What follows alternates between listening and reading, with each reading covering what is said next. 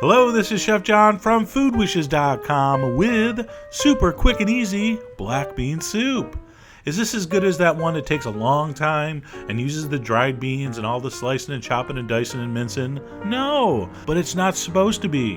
This is supposed to be a fast, easy, yet still delicious bean soup recipe. Alright, so step one, we're going to throw a handful of chopped bacon in a dry, cold soup pot. I'm going to turn that on medium heat, and I'm going to cook that until it's cooked but not crisp. If you keep going, it will get really crispy and a lot more fat will come out, but I don't necessarily want it that way for this particular recipe.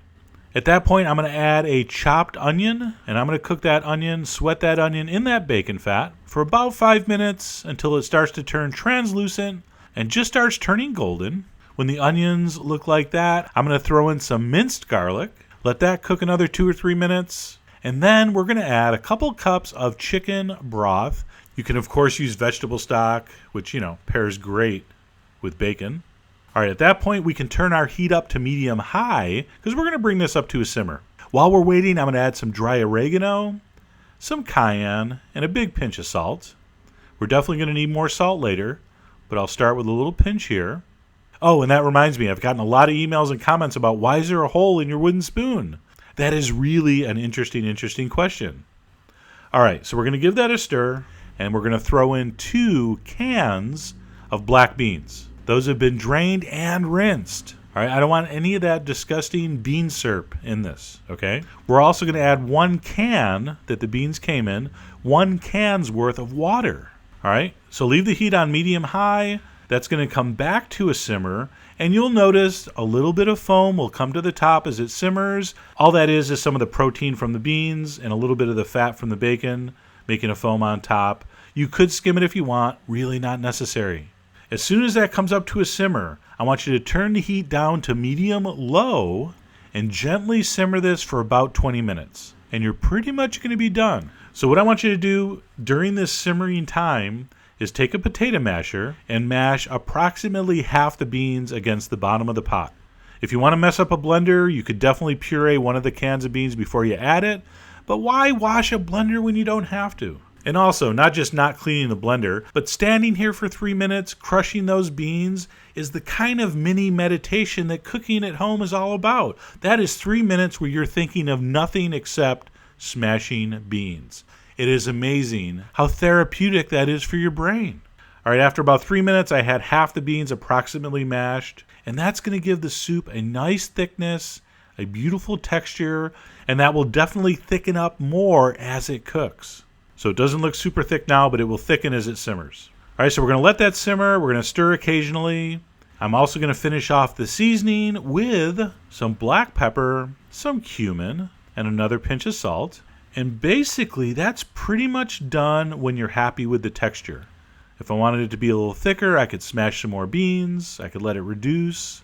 If I want it thinner, I can add more liquid, of course, and so forth. So you know what I'm always saying. You are the boss of your black bean soup. Act like it. All right, see that? That's just about what I'm going for.